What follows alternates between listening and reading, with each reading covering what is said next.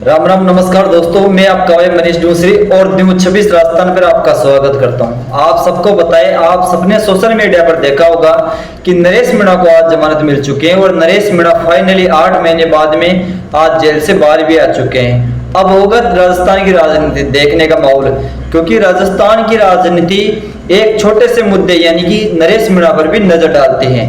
नरेश मीणा के लिए राजनीति में कहा जाता है कि मीणा समाज में किरोड़ी लाल मीणा के बाद में नरेश मीणा या फिर मनोज मीणा कुछ ऐसे छोटे युवा नेता हैं जो राजस्थान की राजनीति में भूचाल मचाएंगे। आपको बता दें कि अब लोगों के दिल में कई सवाल भी खड़े हो रहे हैं कि नरेश मीणा कौन सी पार्टी ज्वाइन करेंगे। बहुत से लोगों का कहना है कि नरेश मीणा उसी कांग्रेस पार्टी में जाएंगे जिस कांग्रेस पार्टी ने नरेश मीणा के साथ धोखा किया था, या फिर Naresh Meena BJP party join करेंगे। उसके बाद में तीसरी और पार्टी आती है, राजस्थान में उभरती हुई पार्टी है राष्ट्रीय लोकतांत्रिक पार्टी, जिसके संस्थापक हनुमान बेनीवाल हैं। हनुमान बेनीवाल ने नरेश मीणा के चुनाव से पहले सपोर्ट किया था।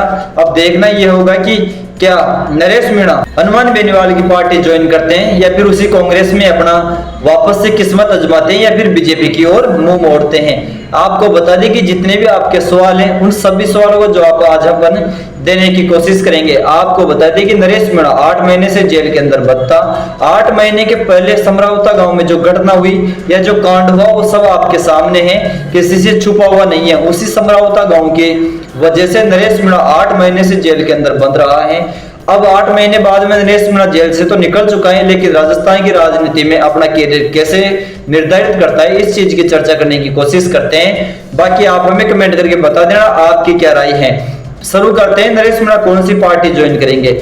हमने जब सोशल मीडिया पर एक पेज बना के या उस पर कमेंट या वोट करवाया था तो हमें ज्यादातर वोटिंग आई थी नरेश मीणा के पक्ष में कि नरेश मीणा को कांग्रेस पार्टी में वापस चले जाना चाहिए। 100 में से अगर नंबर दे तो 70% का ये मानना है कि नरेश मीणा को कांग्रेस में जाना चाहिए। बाकी 10% लोगों का मानना है कि बीजेपी की ओर मुंह करना चाहिए। और जो बचे 20%, तो 20% जो मत हैं वो आए थे हमारे राष्ट्रीय लोकतांत्रिक पार्टी यानी कि आरएलपी पे। नरेश मीणा के बारे में कहा जाता है कि नरेश मीणा आरएलपी पार्टी भी ज्वाइन कर सकते हैं, क्योंकि राजस्थान की राजनीति में बीजेपी और कांग्रेस, एक बार बीजेपी एक बार कांग्रेस राज करती आई है, लेकिन राजस्थान में कई ऐसे नेता अब उभरते हुए आए हैं जैसे कि हनुमान बेनीवाल हो या फिर नरेश मीणा हो या फिर मनोज मीणा हो, क्योंकि ये किसी एक पार्टी में निर्धारित अभी तक नहीं है। बाकी बात करते हैं किरोड़ी लाल मीणा और सचिन पायलट की। तो किरोड़ी लाल मीणा भी बीजेपी पार्टी के अंदर शुरू से अब तक आए हैं। और नरेश मीणा की बात करते हैं तो नरेश मीणा अभी तक किसी भी पार्टी के अंदर इतना नहीं है कि परमानेंट उसी पार्टी में रहेंगे। बाकी सचिन पायलट की बात करते हैं तो सचिन पायलट कांग्रेस में और कांग्रेस से ही राजस्थान के मुख्यमंत्री बनने का सपना देख रहे हैं। नरेश मीणा के साथ साथ ही सचिन पायलट भी ये सपना देखते हैं कि हम युवा लीडर हैं और हमारे समाज हमारे साथ खड़ा है। बाकी अब हनुमान बेनीवाल का ये कहना है कि मैं ही राजस्थान का मुख्यमंत्री बनूं।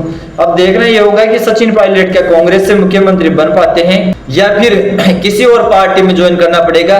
बाकी हनुमान बेनीवाल तो चाहते हैं कि किरोड़ी लाल मीणा हमारी पार्टी में आए, सचिन पायलट भी हमारी पार्टी में आए और नरेश मीणा तो हमने पहले से ही सपोर्ट किया है। बाकी हम आमंत्रित करते हैं इन युवाओं की जो राजस्थान में बीजेपी और कांग्रेस की सरकार को पलटना चाहते हैं, क्योंकि राजस्थान के अंदर ये दो ही बड़ी पार्टियां या नेशनल पार्टियां हैं जिनकी सरकार आमने सामने आती जाती रहती है। इनके ऊपर कई आरोप प्रत्यारोप भी लगते हैं कि बीजेपी और कांग्रेस मिलकर राजस्थान को लूटने का काम कर रही है। हनुमान बेनीवाल ने तो कई बार निशाना साधा है कि कांग्रेस और बीजेपी राजस्थान के अंदर भ्रष्टाचार के अलावा कुछ नहीं है। इनके जो नेता हैं वो बाहर तो कुछ और दिखावा करते हैं और अंदर कुछ और करते हैं।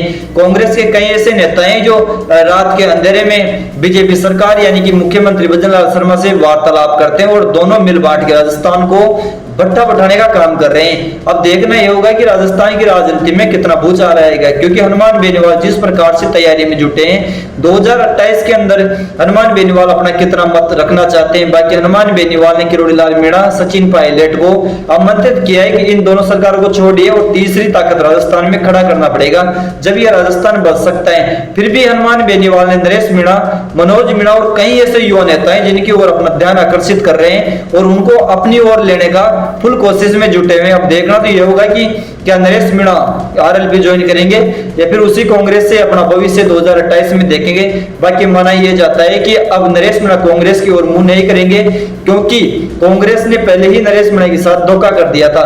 नरेश मीणा के बारे में कहा जाता है कि नरेश मीणा सचिन पायलट के करीबी थे और कांग्रेस के कई ऐसे नेता हैं जो सचिन पायलट के करीबी माने जाते हैं। बात कर लेते हैं हरिश्चंद्र मीणा की।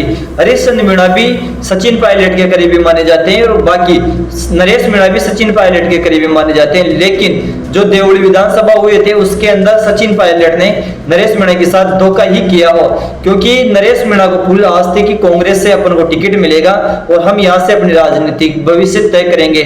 माना जाता है कि जब राव का कांड हुआ था उसके अंदर जो चुनाव हुए थे उसमें दूसरे नंबर पर नरेश मीणा आए थे, फर्स्ट पर बीजेपी आई थी, जो बीजेपी का विधायक वहां से बना। उसके बाद में तीसरे नंबर पर कांग्रेस जा चुकी थी। अब लोगों का कहना यह भी है कि अगर उस टाइम कांग्रेस नरेश मीणा को टिकट देती, हरिश्चंद्र मीणा के चक्कर में नहीं फंसती, तो कांग्रेस की एक सीट और आती और वहां से देवड़ी विधानसभा से जो सीट थी वो कांग्रेस के खाते में 100% आने की संभावना थी, क्योंकि नरेश मीणा ने निर्दलीय चुनाव लड़ा और उसके बाद में भी दूसरे नंबर पर वोटिंग हासिल की।